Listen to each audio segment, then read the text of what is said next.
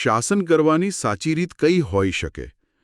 શું એ પ્રેમ અને નૈતિક નિયમો પર આધારિત હોવી જોઈએ કે પછી આમ સંપૂર્ણ સ્વતંત્રતા અને શક્તિ પર જ્યાં કોઈ બંધન જ ના હોય?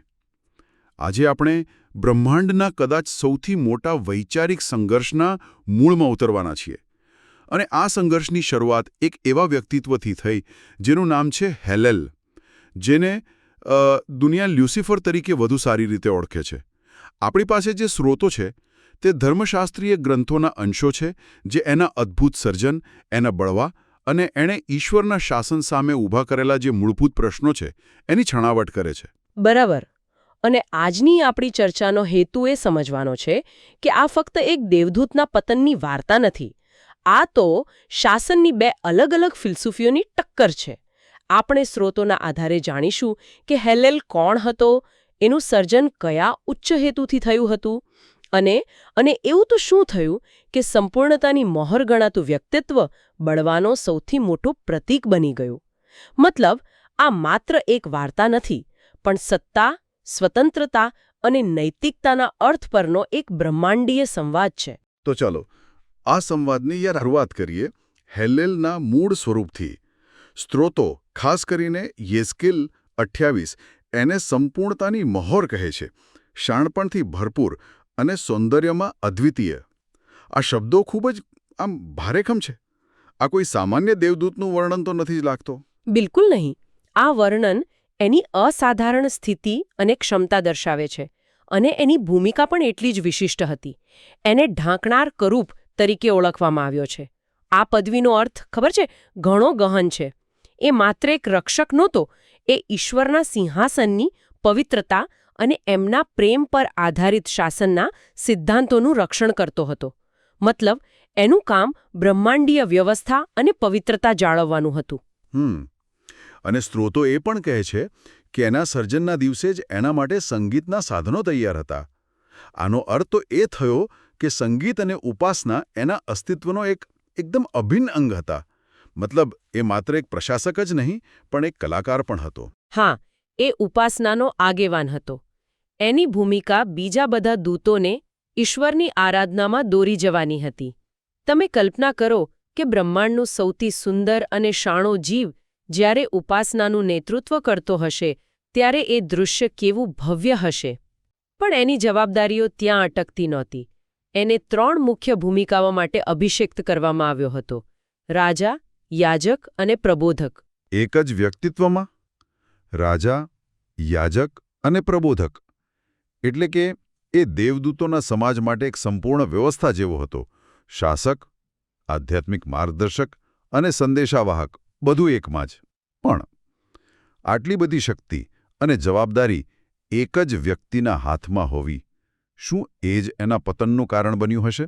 આ એક ખૂબ જ મહત્વનો મુદ્દો છે. રાજા તરીકે એણે દૂતોનું રક્ષણ કરવું હતું. યાજક તરીકે એણે દૂતો અને ઈશ્વર વચ્ચે સેતુ બનવાનું હતું, એમને ઈશ્વર તરફ દોરવાના હતા.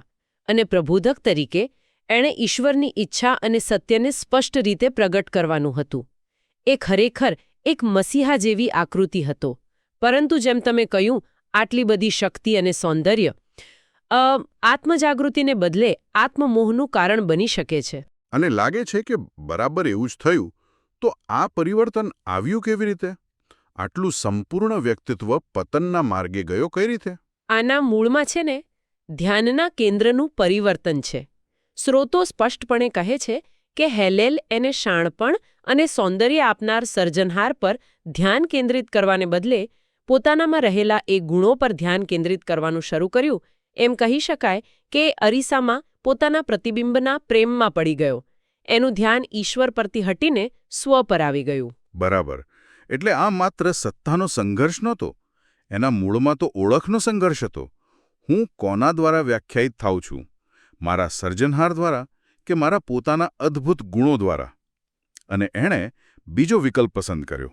એકદમ સાચો. અને આ આત્મકેન્દ્રિતતામાંથી જ અભિમાનનો જન્મ થયો.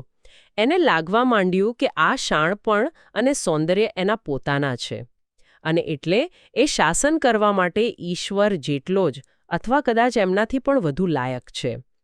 એની ઈચ્છા હવે ઈશ્વરના પ્રેમની આજ્ઞાઓ દ્વારા સેવા કરવાની ન રહી, પણ પોતાની આજ્ઞાઓ દ્વારા શાસન કરવાની બની.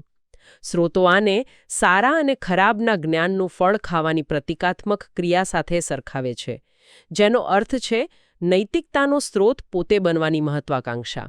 એક મિનિટ. એટલે એનો બળવો માત્ર આજ્ઞાભંગ નહોતો.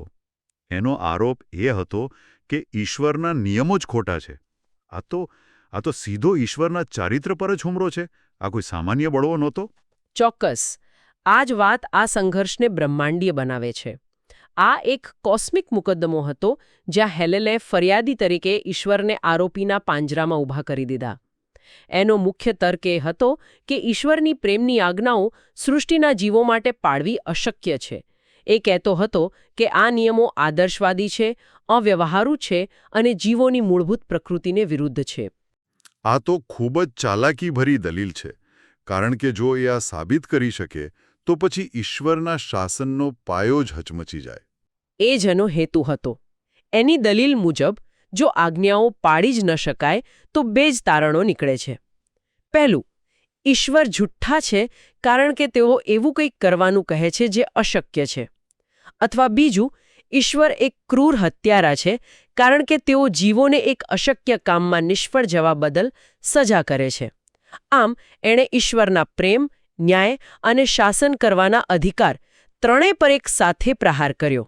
આ તર્ક ખરેખર વિચારવા જેવું છે. જો આપણે એક ક્ષણ માટે માની લઈએ કે હેલલ સાચો હતો, તો પછી ઈશ્વરની આજ્ઞાઓ વિનાની દુનિયા કેવી દેખાય? શું સ્રોતો આ વિશે કોઈ કલ્પના કરે છે? હા, અને સ્રોતો આ વિશે કેટલાક ખૂબ જ ગંભીર કાલ્પનિક પરિદૃશ્યો રજૂ કરે છે, જે આ સંઘર્ષના પરિણામની ગંભીરતા દર્શાવે છે. ચાલો પહેલી પૂર્વધારણા જોઈએ. માની લો કે ઈશ્વર હેલલની વાત માની લે અને પ્રેમની આજ્ઞાઓને બદલે માત્ર શક્તિ અને બળથી શાસન કરવાનું નક્કી કરે, તો શું થાય? તો પછી પ્રેમનું કોઈ સ્થાન જ નહીં રહે. જીવો આજ્ઞાનું પાલન કરશે, પણ પ્રેમથી નહીં, ડરથી. સંબંધોનો આધાર વિશ્વાસને બદલે ભય બની જશે. અને સ્વૈચ્છિક પ્રેમ, જે સાચા સંબંધનો પાયો છે, એ તો અશક્ય જ બની જશે. બરાબર. હવે બીજી પૂર્વધારણા પર આવીએ. જો શક્તિ જ સર્વોચ્ચ નિયમ બની જાય તો તર્ક સીધો છે. જે સૌથી શક્તિશાળી છે તે પોતાના સંભવિત પ્રતિસ્પર્ધીઓનો નાશ કરશે. આ તર્કના આધારે સર્વશક્તિમાન ઈશ્વર સૌથી પહેલા કોનો નાશ કરશે? એમના સૌથી મોટા પ્રતિસ્પર્ધી એટલે કે શેતાનનો. આ તો વિરોધાભાસી છે. શક્તિ આધારિત શાસનમાં શેતાનનું પોતાનું કોઈ અસ્તિત્વ જ શક્ય નથી. બિલકુલ. અને હવે ત્રીજી અને સૌથી ભયાનક પૂર્વધારણા. શું થાય જો ઈશ્વર શાસન શૈતાનને સોંપી દે અને પ્રેમની આજ્ઞાઓને સંપૂર્ણપણે દૂર કરી દે? સ્રોતો આનું જે ચિત્ર રજૂ કરે છે તે ભયાવહ છે. અનંત યુદ્ધ, સંપૂર્ણ અરાજકતા અને અકલ્પનીય પીડા. કારણ કે સ્વતંત્ર ઈચ્છા શક્તિ ધરાવતા જીવો પાસે વર્તનનું કોઈ નૈતિક માળખું જ નહીં હોય. દરેક વ્યક્તિ પોતાની ઈચ્છાઓ અને મહત્વાકાંક્ષાઓ સંતોષવા માટે બીજાનો ઉપયોગ કરશે અથવા નાશ કરશે. આવી સ્થિતિમાં જે શક્તિશાળી હશે તે નબળાઓને કચડી નાખશે. એટલે સ્રોતો જે કહેવા માંગે છે તે એ છે કે આજ્ઞાઓ સ્વતંત્રતાને મર્યાદિત નથી કરતી, પણ તેને એક દિશા અને અર્થ આપે છે. જેમ કે રસ્તા પરની સફેદ પટ્ટીઓ ગાડી ચલાવવાની આપણી સ્વતંત્રતા છીનવી નથી લેતી, પણ આપણને સુરક્ષિત રીતે મંઝિલ સુધી પહોંચવામાં મદદ કરે છે. એ પટ્ટીઓ વિના સ્વતંત્રતા અકસ્માત અને અરાજકતામાં ફેરવાઈ જાય. આ એકદમ સચોટ ઉપમા છે. સ્રોતો મુજબ આજ્ઞાઓ એ ગોઠવણનું માળખું છે જે સ્વતંત્ર ઈચ્છા શક્તિને પ્રેમ તરીકે વ્યક્ત થવા દે છે. એ માળખા વિના સ્વતંત્ર ઈચ્છા શક્તિ સ્વાર્થ અને હિંસામાં પરિણમે છે. તો આ બધી દલીલો પછી મૂળ પ્રશ્ન એ છે કે ઈશ્વર આ બ્રહ્માંડીય પડકારનો સામનો કેવી રીતે કરે છે? તેઓ બળનો ઉપયોગ કર્યા વિના હેલલને ખોટો કેવી રીતે સાબિત કરે છે? સ્રોતો મુજબ ઈશ્વરની રણનીતિ તાત્કાલિક વિનાશની નથી, કારણ કે જો તેઓ તરત જ હેલલનો નાશ કરી દે તો બ્રહ્માંડના અન્ય જીવોના મનમાં શંકા રહી જાય. તેઓ વિચારી શકે કે કદાચ હેલલ સાચો હતો અને ઈશ્વરે દલીલ હારી જવાના ડરથી એને ચૂપ કરી દીધો. આ તો ઈશ્વરમાં ચારિત્ર્ય પર કાયમ માટે એક ડાઘ છોડી દેત. એટલે ઉતાવળમાં સજા કરવાને બદલે તેમણે સત્યને પોતાની રીતે જ પ્રગટ થવાનો સમય આપ્યો. એક લાંબા ગાળાનું પ્રદર્શન, જેથી કોઈના મનમાં કોઈ શંકા ન રહે. હા, અને આ પ્રદર્શનના મુખ્ય 3 તત્વો છે. પહેલું અને સૌથી મહત્વનું, ક્રૂઝ. ક્રૂઝ એ ઈશ્વરના નિસ્વાર્થ પ્રેમ અને એમના ન્યાયનું અંતિમ પ્રદર્શન છે. એ બતાવે છે કે ઈશ્વર શક્તિથી દબાવીને નહીં, પણ પ્રેમથી બલિદાન આપીને શાસન કરે છે. બીજું તત્વ છે શહીદો. જે લોકો મૃત્યુનો સામનો કરીને પણ ઈશ્વરની આજ્ઞાઓનું પાલન કરે છે, તેઓ જીવંત પુરાવો બની જાય છે કે આજ્ઞાઓ પાળવી અશક્ય નથી, ભલે તે મુશ્કેલ હોય, અને તેમનું પુનરુત્થાન એ આજ્ઞાઓની સત્યતા પર ઈશ્વરની મોહર છે. અને ત્રીજું તત્વ શું છે? મને લાગે છે કે તે હેલેલની પોતાની ફિલસૂફી સાથે જોડાયેલું છે. બિલકુલ. ત્રીજું તત્વ છે હેલેલના શાસનના વિનાશક પરિણામોને દુનિયા સમક્ષ પ્રગટ થવા દેવો. જ્યારે બ્રહ્માંડ જુએ છે કે આજ્ઞાઓ વિનાની દુનિયા કેવી અરાજક, સ્વાર્થી, હિંસક અને પીડાદાયક બને છે, ત્યારે કોઈને પણ સમજાવવાની જરૂર નથી રહેતી કે હેલેલનો માર્ગ વિનાશનો માર્ગ છે. એની દલીલોની પોકળતા સમય જતાં જાતે જ સ્પષ્ટ થઈ જાય છે. તો આ કોઈ એક જ વારમાં થતી સજા નથી, પણ એક તબક્કાવાર પ્રક્રિયા છે. જાણે કે પહેલાં તેને સ્થાનિક જેલમાં, પછી મહત્તમ સુરક્ષાવાળી જેલમાં અને અંતે તેના કેસનો અંતિમ નિકાલ. શું સ્રોતો આ તબક્કાઓ વિશે કોઈ સમયરેખા આપે છે? હા, એક રૂપરેખા આપવામાં આવી છે. જો કે એના સમયગાળાનું અર્થઘટન અલગ અલગ રીતે થાય છે. પ્રથમ તબક્કામાં હેલેલને પાતાળ એટલે કે શિઓલ અથવા હેડિસમાં કેદ કરવામાં આવશે. પછી એક લાંબા સમયગાળા પછી, જેનો ઉલ્લેખ 6000 વર્ષ તરીકે થયો છે, તેને અસીમ ઊંડાણમાં કેદ કરવામાં આવશે, જે એક વધુ સખત કેદ છે. અને ત્યાર પછી આ સંઘર્ષનો અંત કેવી રીતે આવે છે? એ પછી 1000 વર્ષના શાંતિપૂર્ણ રાજ્યનો સમયગાળો આવશે, અને એના અંતે અંતિમ ન્યાય થશે, જેને શ્વેત સિંહાસનનો ન્યાય કહેવામાં આવ્યો છે. તે સમયે હેલેલ અને તમામ દુષ્ટતાના મૂળનો અગ્નિના સરોવરમાં સંપૂર્ણપણે નાશ કરવામાં આવશે.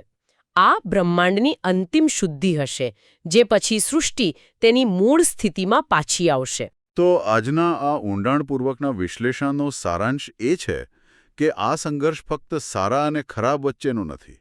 આ તો શાસનની 2 વિરોધાભાસી પ્રણાલીઓ વચ્ચેનો છે. એક તરફ પ્રેમ, સેવા અને નૈતિક માળખા પર આધારિત ઈશ્વરનું શાસન છે, અને બીજી તરફ સંપૂર્ણ સ્વકેન્દ્રિતતા, શક્તિ અને કોઈપણ નિયમ વિનાની સ્વતંત્રતા પર આધારિત હિલાલનું પ્રસ્તાવિત શાસન છે. અને આ ચર્ચામાંથી જે સૌથી મોટો વિચાર ઉભરી આવે છે, તે એ છે કે ઈશ્વર દ્વારા આપવામાં આવેલી સ્વતંત્ર ઈચ્છા શક્તિ એક બેધારી તલવાર છે. જ્યારે તે આજ્ઞાઓના નૈતિક માળખામાં કાર્ય કરે છે, ત્યારે તે પ્રેમ, સર્જનાત્મકતા અને સંબંધો જેવી સુંદર વસ્તુઓને જન્મ આપે છે. પરંતુ તે જ સ્વતંત્ર ઈચ્છા શક્તિને જ્યારે કોઈ નૈતિક માળખા વિના છોડી દેવામાં આવે, ત્યારે તે અનિવાર્યપણે સ્વાર્થ, હિંસા અને વિનાશમાં પરિણમે છે. આ ચર્ચાના અંતે શ્રોતાઓ માટે એક અંતિમ વિચાર સાથે આપણે સમાપન કરીએ. શ્રોતો આપણને એક મૂળભૂત પ્રશ્ન પૂછવા માટે પ્રેરિત કરે છે. સ્વતંત્રતાનો સાચો અર્થ શું છે? શું તે કોઈપણ નિયમો, જવાબદારીઓ કે માળખાની સંપૂર્ણ ગેરહાજરી છે? કે પછી તે યોગ્ય માળખાની અંદર રહીને સાચી, સારી અને પ્રેમભરી પસંદગી કરવાની ક્ષમતા છે? આ બ્રહ્માંડીય સંઘર્ષનો સંપૂર્ણ આધાર કદાચ આ જ પ્રશ્નના જવાબ પર ટકેલો છે.